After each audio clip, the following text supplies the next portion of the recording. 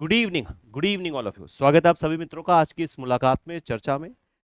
हमारी आज जो बातचीत हो रही है स्पेशल कॉन्ट्रैक्ट में, वो बात हो रही कॉन्ट्रैक्ट ऑफ प्लेज पर। इंपॉर्टेंट टॉपिक है, हर बार पूछा जाता है। मैंने कई बार आपसे कहा है कि जितने भी स्पेशल कॉन्ट्रैक्ट, अगर आप लास्ट ईयर का पेपर उठा के देखेंगे, लास्ट ईयर का क्या, लास्ट एग्जाम का, अभी जो 2025 दिसंबर में आपका पेपर बीता है, अगर आप उसमें भी देखेंगे तो जितने भी स्पेशल कॉन्ट्रैक्ट हैं उस सबसे एक एक क्वेश्चन बना हुआ है।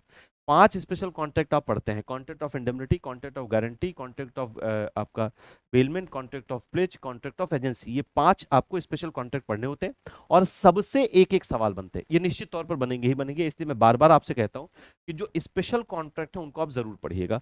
कॉन्ट्रैक्ट ऑफ प्लेज के पहले हम लोगों ने कॉन्ट्रैक्ट ऑफ बेलमेंट पढ़ा था। कॉन्ट्रैक्ट ऑफ प्लेज सेक्शन 172 से शुरू होता है इंडियन कॉन्ट्रैक्ट एक्ट में।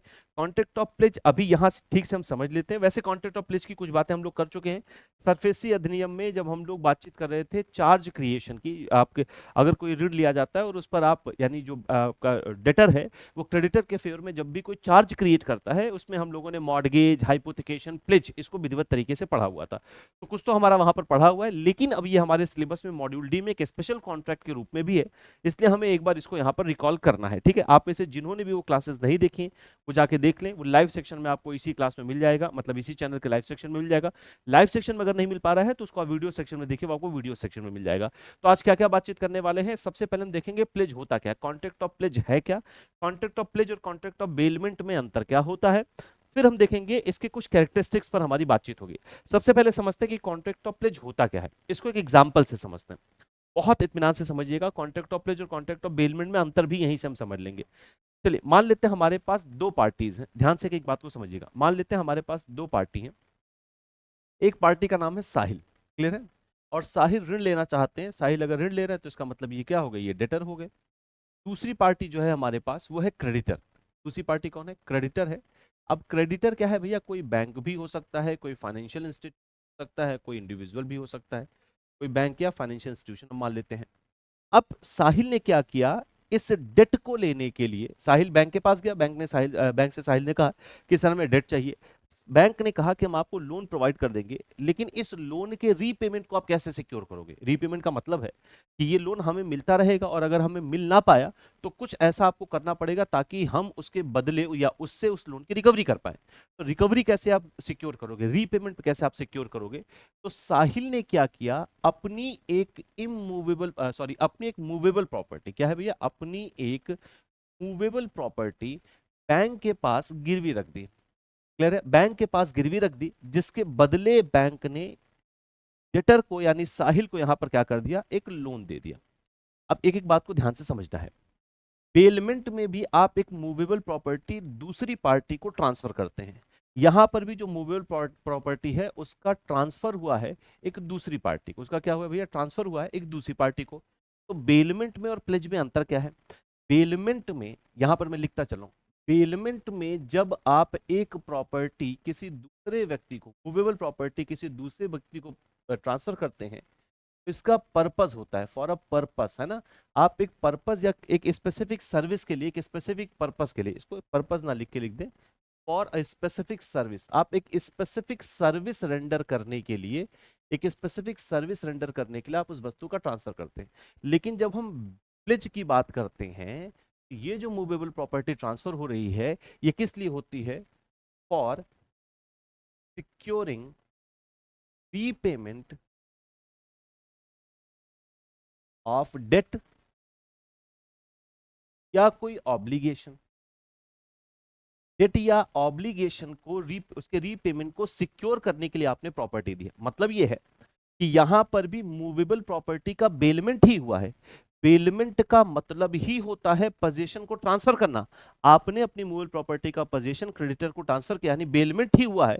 लेकिन ये प्लेज क्यों है, क्योंकि यहां पर बेलमेंट का जो पर्पस है वो किसी लोन के रीपेमेंट को सिक्योर करने के लिए है। जबकि बेलमेंट में जो मूवेबल प्रॉपर्टी का ट्रांसफर हो रहा था वो इसलिए हो रहा था ताकि कोई स्पेसिफिक सर्विस को रेंडर किया जा सके, एक स्पेसिफिक पर्पस के लिए आप वहां ट्रांसफर कर रहे थे। जबकि यहां पर एक लोन के रीपेमेंट को सिक्योर करने के लिए मूवेबल प्रॉपर्टी का ट्रांसफर किया गया। अब यहां पर जो दो पार्टीज हैं, जो कॉन्ट्रैक्ट ऑफ बेलमेंट में बेलर होता है, यहां पर वो कहलाता है पाउनर। इसे हम क्या कहते हैं, पाउनर। और जिसको ये प्रॉपर्टी ट्रांसफर होके जा रही है वो कहलाता है पाउनी।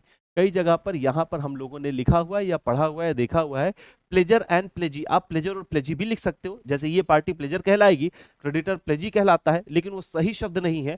इंडियन कॉन्ट्रैक्ट एक्ट ने जिस शब्द का इस्तेमाल किया है वो है आपका पाउनर और पाउनी। जिस व्यक्ति की प्रॉपर्टी है वो पाउनर, और जिस व्यक्ति को ट्रांसफर किया जा रहा है वो क्या कहलाता है, पाउनी। यानी कॉन्ट्रैक्ट ऑफ प्लेज क्या होता है, जहां पर एक पक्ष यानी पाउनर किसी लोन के रीपेमेंट को सिक्योर करने के लिए जब अपनी मूवेबल प्रॉपर्टी का बेलमेंट करता है, किसको बेलमेंट करेगा, पाउनी को, तो ये कॉन्ट्रैक्ट कहलाता है कॉन्ट्रैक्ट ऑफ प्लेज। अब यहाँ पर दो बातें आपको ध्यान रखनी है। पहला तो पार्टीज का नाम आपको ध्यान रखना है, जो पूछा जा सकता है पाउनर कौन है, पाउनी कौन है। तो यहाँ पे जो बेलर है वो बन जाता है आपका पाउनर, जो बेली है वो बन जाता है क्या भैया, पाउनी। दूसरा क्या है कि यहाँ पर भी ओनरशिप ट्रांसफर नहीं होती है, यहाँ पर ट्रांसफर होता है केवल पोजीशन। जैसे कि आपके बेलमेंट में हो रहा था, यहाँ पर ओनरशिप ट्रांसफर ना होकर क्या ट्रांसफर होता है, केवल और केवल पोजीशन ट्रांसफर होता है। ओनरशिप रहती है हमेशा, और हमेशा किसके पास भैया, ओनर के पास, लेकिन पोजीशन चला जाता है, ये बैंक के पास चला जाएगा। क्या ट्रांसफर होता है भैया, पोजीशन ट्रांसफर होता है। और दूसरा आपको ये ध्यान रखना है कि लोन के रीपेमेंट ना होने की कंडीशन में ड्यू नोटिस देकर इसके पास सेल करने का अधिकार है। यानी अगर लोन रीपेमेंट नहीं हो पा रहा है तो आपने उसी लोन के रीपेमेंट की सिक्योरिटी के लिए ये मूवेबल प्रॉपर्टी का पोजीशन ट्रांसफर किया है, तो क्रेडिटर के पास ये अधिकार होता है कि अगर लोन की रिकवरी एक सर्टेन डेट तक नहीं हो पा रही है तो वो ग्राहक को यानी डेटर को उस प्रॉपर्टी के संबंध में एक ड्यू नोटिस देगा और प्रॉपर्टी को सेल करने का अधिकार रखता है, लेकिन ड्यू नोटिस देकर। क्लियर हो गई इतनी बात भैया। तो ये जो कॉन्ट्रैक्ट है जहां एक पक्ष दूसरे पक्ष को अपनी मूवेबल प्रॉपर्टी का बेलमेंट कर रहा है किंतु किसी लोन के रीपेमेंट को सिक्योर करने के लिए, वो कॉन्ट्रैक्ट ऑफ प्लेज कहलाता है, सेक्शन 172। क्लियर है बाबू इतनी बात। चलिए यहां पर देखते हैं क्या कहा जा रहा है, इन सब बैचेस पर अभी रुककर बात करेंगे। सबसे पहले यहां पर समझिए meaning of pledge under ICR Indian contract act 1872 क्या है। As per section 172 of the Indian contract act 1872 the bailment, bailment का मतलब क्या होता है, पोजीशन का ट्रांसफर करना। बेलमेंट का मतलब क्या है भैया, पोजीशन का ट्रांसफर करना। आप पोजीशन ही ट्रांसफर कर रहे हैं, आप क्या है भैया, पोजीशन ही ट्रांसफर कर रहे हैं, पोजीशन ही ट्रांसफर कर रहे हैं, लेकिन किसी लोन के रीपेमेंट को सिक्योर करने के लिए। The bailment of goods as security for payment, the bailment of goods as security for payment of a debt or performance of a promise is called pledge. The bailor in this case, इस case में baler क्या कहलाता है, the bailor in this case called pawnor, the bailey in this case called पाउनी। तो जो वहां baler था वो पाउनर बन जाता है, जो बेली था वो क्या बन जाता है भैया, पाउनी बन जाता है। दूसरी चीज आपको यहां पर यह भी ध्यान रखना है कि कॉन्ट्रैक्ट ऑफ प्लेज के अंदर, कॉन्ट्रैक्ट ऑफ प्लेज के अंदर भैया केवल और केवल मूवेबल प्रॉपर्टी का ही ट्रांसफर होगा, इमूवेबल प्रॉपर्टी का ट्रांसफर नहीं होता। इमूवेबल के लिए ट्रांसफर ऑफ प्रॉपर्टी एक्ट 1882 है। तो कॉन्ट्रैक्ट ऑफ प्लेज क्या है, ये बात उम्मीद है एकदम से आपको क्लियर हो गई होगी, समझ में आ गया होगा भैया। अब देखते हैं कॉन्ट्रैक्ट ऑफ प्लेज के लिए एसेंशियल क्या क्या होते हैं। सबसे पहला एसेंशियल है भैया, देखो बेलमेंट में और प्लेज में अंतर ही यही है कि बेलमेंट में आप एक स्पेसिफिक पर्पस के लिए यानी एक स्पेसिफिक सर्विस को रेंडर करने के लिए अपनी मूल प्रॉपर्टी का ट्रांसफर बेली को कर रहे हैं, लेकिन कॉन्ट्रैक्ट ऑफ प्लेज, प्लेज में बेलमेंट ही हो रहा है लेकिन किसी लोन के रीपेमेंट को सिक्योर करने के लिए। एसेंशियल क्या क्या है, सबसे पहली बात तो गुड्स की डिलीवरी होती है, ना कि इमूवेबल प्रॉपर्टी की। इमूवेबल प्रॉपर्टी के लिए जैसे मैंने आपको बताया ट्रांसफर ऑफ प्रॉपर्टी एक्ट है। दूसरा यहाँ पर देखिए केवल मूवेबल प्रॉपर्टी होगा, मूवेबल प्रॉपर्टी में भी केवल गुड्स होगा। और एक पर्पस है, पर्पस यहाँ पर क्या है, security for debt for promise. आपने वो मूवेबल प्रॉपर्टी ट्रांसफर किया है किसी लोन के रीपेमेंट को, किसी डेट के रीपेमेंट को सिक्योर करने के लिए। देखिए delivery of goods, there must be delivery of movable goods by the pawnor to the pawnee, actual और कंस्ट्रक्टिव डिलीवरी। क्लियर है इतनी बात भैया। दूसरा है मूवेबल प्रॉपर्टी होगी, केवल इमूवेबल प्रॉपर्टी नहीं होगी। Only movable goods can be placed, केवल मूवेबल गुड्स को प्लेस किया जा सकता है, इमूवेबल प्रॉपर्टी को प्लेस नहीं किया जा सकता। इमूवेबल प्रॉपर्टी के लिए है आपका transfer of property act, TP act 1882 का ये अधिनियम है जिसके अंतर्गत मॉर्गेज हम पढ़ते हैं।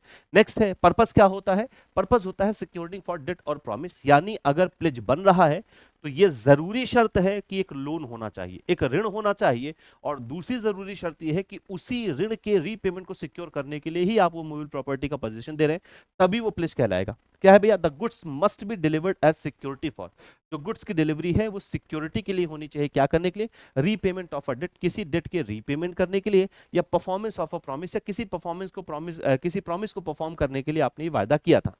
अगला है कॉन्ट्रैक्ट बिटवीन द पार्टीज, कितनी कितनी पार्टीज होती हैं, there must be a valid contract between pawnor, pledger and pawnee, यानी प्लेजी, जो वहां पर इसको हम प्लेजर प्लेजी भी कह सकते हैं, लेकिन सही शब्द क्या है, पाउनर और पाउनी। यहां पर क्या है, इन दोनों व्यक्तियों के बीच में एक कॉन्ट्रैक्ट होगा, एक लीगल कॉन्ट्रैक्ट होना जरूरी है। और लोन का होना जरूरी है, क्योंकि इसी लोन के रीपेमेंट के लिए आप इस प्रॉपर्टी को रखने जा रहे हैं, इस मूवेबल प्रॉपर्टी को आप गिरवी रखने जा रहे हैं। अब कुछ बातें आपको इत्मीनान से और समझनी है। क्या क्या समझना है भैया, ध्यान से मेरी बात को आप सुनते चलेंगे। पहली चीज, क्या प्लेज माइनर कर सकता है? अगर हम कॉन्ट्रैक्ट ऑफ प्लेज की बात करें तो क्या कॉन्ट्रैक्ट ऑफ प्लेज क्या कॉन्ट्रैक्ट ऑफ प्लेज कोई माइनर कर सकता है? तो आंसर है नहीं, माइनर नहीं कर सकता है। कॉन्ट्रैक्ट ऑफ प्लेज के लिए आपकी एलिजिबिलिटी टू कॉन्ट्रैक्ट या कैपेसिटी टू कॉन्ट्रैक्ट होना जरूरी है, यानी मेजोरिटी एज में जो व्यक्ति होगा वही प्लेज कर सकता है, जो साउंड माइंड कंडीशन में होगा वही प्लेज कर सकता है, और जिसको किसी कोर्ट, किसी फोरम, किसी लॉ, किसी अधिनियम ने कोई भी कॉन्ट्रैक्ट करने से रोका ना हो, रिस्ट्रिक्ट ना किया हो, वो कॉन्ट्रैक्ट कर सकता है। ठीक है, कुछ बातों को बहुत ध्यान से समझना है। तो कॉन्ट्रैक्ट ऑफ प्लेज के अंदर क्या माइनर प्लेज कर सकता है? आंसर है नहीं। क्या जो प्रॉपर्टी प्लेजी के पास रखी गई है, प्लेजी मतलब यहां पर क्या है भैया, पाउनी, जो प्रॉपर्टी पाउनी के पास रखी गई है, क्या पाउनी इसे फर्दर प्लेज कर सकता है? क्या पाउनी इसे फर्दर प्लेज कर सकता है? तो बिल्कुल प्लेज कर सकता है। क्लियर है, ये ध्यान रखिएगा, पाउनी इसे फर्दर प्लेज कर सकता है। इसको एग्जांपल से समझे। यहां पर जैसे मान लेते हैं, यहां पर देखो, जैसे मान लेते हैं कि डेटर ने क्या किया, अपनी मूवेबल प्रॉपर्टी बैंक के पास रखी और ऋण ले लिया और कहा भैया रीपेमेंट के लिए ही मैंने इस प्रॉपर्टी को आपके पास रखा हुआ है। तो क्या बैंक आगे इस प्लेज की गई प्रॉपर्टी को प्लेज कर सकता है? आंसर है बिल्कुल प्लेज कर सकता है। अब कितना प्लेज कर सकता है? उसी एक्सटेंट तक जितने की उस वैल्यू होगी। और दूसरा, अगर मान लेते हैं कि इसका लोन अब देने के लिए बचा है, मान लेते हैं केवल 20,000 रुपए, और इसने आगे इसको प्लेज कर दिया है 50,000 रुपए का, तो इसकी लाइबिलिटी कितनी बनेगी? यानी जो पाउनर है, पाउनर की लाइबिलिटी कितनी बनेगी? उतना ही बनेगा जितना या तो इसने लोन लिया था, या जितनी इसकी लाइबिलिटी बची हुई है, जो भी अमाउंट कम होगा, केवल और केवल इसकी लाइबिलिटी उतनी ही बनी होगी। यानी जो प्लेजर है, जो पाउनी है, वो आगे इसको क्या कर सकता है भैया, प्लेज कर सकता है। क्या ये बात समझ में आ गई भैया? तो ये बहुत इंपॉर्टेंट बातचीत है, ध्यान से समझिएगा। अब अगर हम बातचीत करें भैया, तो क्या ट्रांसफर होता है? पोजीशन ट्रांसफर होगा। याद रखिएगा, हमेशा और हमेशा पोजीशन ट्रांसफर होता है। किसको ट्रांसफर होता है? पाउनी को ट्रांसफर होगा। यहां पर कभी भी ओनरशिप ट्रांसफर नहीं होता, हमेशा याद रखिएगा, ओनरशिप का ट्रांसफर नहीं होता है। ओनरशिप का ट्रांसफर नहीं होता है। अब क्या प्लेज की गई वस्तु को बेचा जा सकता है ना? क्या प्लेज्ड प्लेज्ड गुड्स को सेल किया जा सकता है? तो बिल्कुल किया जा सकता है, सेल किया जा सकता है, लेकिन आफ्टर ड्यू नोटिस, है ना? बैंक क्या करेगा, आपको एक नोटिस देगा, ड्यू नोटिस देके कि भैया आपने लोन तो सही समय पे रीपे नहीं किया, इसलिए इस प्रॉपर्टी को हम बेचने जा रहे हैं। तो ड्यू नोटिस देके उस प्रॉपर्टी को बेचा भी जा सकता है। अगला इंपॉर्टेंट क्या है, एक एक करके ध्यान से समझिएगा। अगला क्या इंपॉर्टेंट है, अगर हम पाउनी के राइट्स को समझें, है ना, अगर हम पाउनी के राइट्स को देखें, तो पाउनी के पास क्या राइट्स है भैया? पाउनी के पास ये राइट्स है कि लोन ना रीपे हो पाने की कंडीशन में, लोन ना रीपे हो पाने की कंडीशन में वो लियन रख सकता है, यानी उस प्रॉपर्टी को अपने पास रोक सकता है। पाउनी के जो राइट्स हैं, है ना, ओवरड्यू के केस में, अगर लोन ना रीपे हो पा रहा है, ओवरड्यू हो रहा है, तो वो उस प्रॉपर्टी को लीन भी कर सकता है, अपने पास रोक कर रख सकता है, तब तक जब तक उसके लोन का रीपेमेंट नहीं हो जाता, या उसके पास सेल करने का भी अधिकार है, ना वो सेल भी प्रोसीड करेगा। अब एक बात आपको यहाँ पर ध्यान से समझना है, सेल प्रोसीड करने के बाद, मान लेते हैं प्रॉपर्टी बेचनी ही पड़ गई, वो मूवी प्रॉपर्टी बेचनी ही पड़ गई, सेल प्रोसीड करने के बाद अगर पैसा आपके आउटस्टैंडिंग बैलेंस से कम आया, तो क्या वहां पर जो पाउनर उसकी लाइबिलिटी खत्म हो जाती है? तो आंसर है नहीं, लाइबिलिटी बनी रहती है। बाकी जो अमाउंट बैलेंस बचा है वो भी उसको पे करना पड़ेगा। उसके लिए बैंक कोर्ट जा सकता है, अगर पैसा ज्यादा आ गया तो वापस कर दिया जाएगा, और अगर पैसा बराबर है तब तो कोई बात नहीं है। अगर जो आपका पाउनी है, क्या है भैया, अगर आपके पाउनी ने सही समय पर, किसने, अगर पाउनी ने पैसा आपका रिटर्न कर दिया, है ना, अगर पाउनी ने डेट या लोन आपका रिटर्न कर दिया, तो ये जो प्लेज गुड्स है, ये जो प्लेज्ड गुड्स है, जो प्लेज गुड्स है, वो उसे ट्रांसफर कर दिए जाते हैं, यानी रिटर्न कर दिए जाते हैं। वो किसको रिटर्न कर दिए जाएंगे? पाउनर को, क्योंकि आपने सही समय पर पैसा वापस कर दिया है। या अगर उसने सेल प्रोसीड होने के पहले भी अपना लोन रीपे कर दिया, तो भी आप उस वस्तु को रिटर्न कर देंगे। क्लियर है? यानी पाउनर उस वस्तु को रिटर्न कर देगा, इस बात को ध्यान रखना है। अब पाउनी की एक ऑब्लिगेशन भी होती है, पाउनी की एक ड्यूटी ये भी है कि पाउनी को उस वस्तु को अपने पास ड्यू डिलीजेंस में संभाल के रखना होता है, क्योंकि अगर ये लोन रीपे कर रहा है तो आपको वो वस्तु उन्हें वापस करनी होती है। क्लियर है? अगर आपने वो वस्तु अपने पास संभाल के नहीं रखी है, तब आप इस व्यक्ति से अपना लोन रीपे करने के लिए बाध्य नहीं कर सकते हैं, क्योंकि जैसे मैंने, अगर मान लेते हैं इसका प्लेज का सबसे अच्छा एग्जांपल है भैया गोल्ड लोन। गोल्ड लोन सबसे अच्छा एग्जांपल है प्लेज का। देखिए, मूवेबल प्रॉपर्टी पर, ऐसी मूवेबल प्रॉपर्टी जिनको बैंक के पास गिरवी रखना संभव नहीं है, उन पे जो चार्ज क्रिएट होता है वो हाइपोथिकेशन होता है। लेकिन जिनको बैंक के पास रखा जा सकता है, जैसे मैंने भी आपको बताया गोल्ड, ये बैंक के पास रखा जा सकता है, इसलिए इस पर जो लगेगा, जो चार्ज क्रिएट होता है वो बेसिकली प्लेज ही क्रिएट होता है। अब मैंने, यानी मैं पाउनर हूं, मैं वस्तु का ओनर हूं, मैंने बैंक से लोन लिया, मैंने बैंक के पास अपनी संपत्ति गिरवी रख दी, बैंक ने मुझे लोन दे दिया। अब अगर बैंक ने उस संपत्ति को अपने पास ठीक से नहीं संभाल कर रखा है, उससे खो गया, गायब हो गया, वो नष्ट हो गई, तो वो मुझे ऋण की रिकवरी के लिए बाध्य नहीं कर सकता है, क्योंकि मैंने जो वस्तु दी थी आप उसे वापस देने की कंडीशन में नहीं। ये निर्णय आया था भैया, इस पर लास्ट ईयर में सवाल पूछा गया था। मोहरी बीबी और धर्मोदास के केस में ये डिसीजन दिया था। 1901 का केस है, तो उस समय सुप्रीम कोर्ट भारत में था नहीं, तो प्रीवी काउंसिल ने ये डिसीजन दिया था। प्रीवी काउंसिल का डिसीजन था कि भैया अगर आपने कोई प्रॉपर्टी ली है जिसके बदले आपने लोन दिया है, अगर वो प्रॉपर्टी आप वापस करने की कंडीशन में नहीं हो, तो लोन रिकवरी करने का भी फिर कोई प्रश्न नहीं बनता है। तो प्रॉपर्टी बैंक को, यानी पावनी को अपने पास सुरक्षित संभाल के रखना होगा, उसका प्रिजर्वेशन करना उनकी लाइबिलिटी है। किसकी लाइबिलिटी है भैया? पाउनी की लाइबिलिटी है। तो ये पूरी कंडीशन मैंने आपको बता दी कॉन्ट्रैक्ट ऑफ प्लेज के बारे में। क्लियर है? तो अभी तक जो हमने यहाँ पर बातचीत की वो क्या क्या बातचीत की, सबसे पहले इस एग्जाम्पल से हमने विधिवत तरीके से समझा कि प्लेज क्या होता है, प्लेज और बेलमेंट में क्या डिफरेंस होता है, पाउनर कौन होता है, पाउनी कौन होता है, कुछ एसेंशियल्स फीचर्स हम लोगों ने देखे, क्या क्या चीजें होनी चाहिए, और कुछ अलग से मैंने कैरेक्टरिस्टिक्स, कुछ अलग से मैंने कंडीशंस और भी आपको बता दी हैं। ये पूरी की पूरी चर्चा हमारी कॉन्ट्रैक्ट ऑफ प्लेज पर थी। तो आज के लिए इतनी ही चर्चा रहने देते हैं मित्रों। मार्च में आपका 3 मार्च से संभवतः आपका रजिस्ट्रेशन शुरू हो रहा है, मार्च के फर्स्ट वीक से आपका रजिस्ट्रेशन शुरू हो रहा है जून एग्जामिनेशन के लिए। विधिवत तैयारी शुरू कर दीजिए। आप हमारे CIB महापैक से जुड़ सकते हैं। ये महापैक आपको 6 मंथ, 12 मंथ और 24 मंथ्स के लिए अवेलेबल है। एक बात मैं आपको यहाँ पर क्लियर कर दूं, अगर आप महापैक लेते हैं तो महापैक में आपको इलेक्टिव पेपर अलग से परचेज करने की जरूरत नहीं है। इलेक्टिव पेपर की क्लासेस इस महापैक में आपको फ्री ऑफ कॉस्ट मिलती है। कौन कौन सा इलेक्टिव पेपर आपको मिलेगा? HRM, human resource management, central banking, central banking, clear है? सेंट्रल बैंकिंग आपको मिलेगा, रूरल बैंकिंग की क्लासेस आपको मिल जाएंगी, और रिस्क मैनेजमेंट की क्लासेस आपको मिल जाएंगी। अगर आपका इनमें से कोई भी एक इलेक्टिव पेपर है तो आपको ये इलेक्टिव पेपर महापैक में फ्री ऑफ कॉस्ट मिलेगा। इंडिविजुअल की बात, बैच की बात करें तो इंडिविजुअल बैचेस भी आपके लिए रन किए जा रहे हैं। फाउंडेशन 2.2 ये जून एग्जामिनेशन के लिए ही आपके लिए डिजाइन किया गया था। ठीक है, जितनी बात, तो आज के लिए फिर इतनी ही चर्चा रखते हैं। ये सारी चर्चा आज हम लोगों ने विधिवत तरीके से कर ली है। मुझे उम्मीद है सारी बात आप तक पहुंची होगी। कुछ भी आप मुझसे और जानना चाहते हैं, पूछना चाहते हैं BRBL में या ह्यूमन रिसोर्स मैनेजमेंट, अगर आपका इलेक्टिव पेपर है, मैं इस विषय को भी डील करता हूं, तो आप मुझसे बातचीत कर सकते हैं इस QR कोड को स्कैन करके उस टेलीग्राम ग्रुप पर। स्कैन करने में कहीं कोई दिक्कत आ रही है तो सिंपली टेलीग्राम पर जाएं और सर्च करें आशीष सर JIB CIB एग्जाम्स। आप इस माध्यम से भी मुझसे जुड़ सकते हैं। अब कॉन्ट्रैक्ट ऑफ प्लेज के बाद जो हमारी बातचीत होगी वो होगी कॉन्ट्रैक्ट ऑफ एजेंसी पर। Contract of agency special contract में आखिरी स्पेशल कॉन्ट्रैक्ट है। ठीक है जी, उसके बाद सेल्स, क्या नाम है, सेल्स ऑफ गुड्स एक्ट की शुरुआत हो जाती है। सेल्स ऑफ गुड्स एक्ट में जो कॉन्ट्रैक्ट ऑफ सेल था वो पहले इंडियन कॉन्ट्रैक्ट का ही हिस्सा था, लेकिन बाद में सेल्स ऑफ गुड्स एक्ट आ जाता है 1930 में, फिर वहां से वो हटा दिए जाते हैं सेक्शंस और सेल्स ऑफ गुड्स एक्ट में डाल दिए जाते हैं। खैर, हम आगे वो बातचीत करेंगे विधिवत तरीके से। आज कॉन्ट्रैक्ट ऑफ प्लेज पर हमारी पूरी बातचीत हो चुकी है।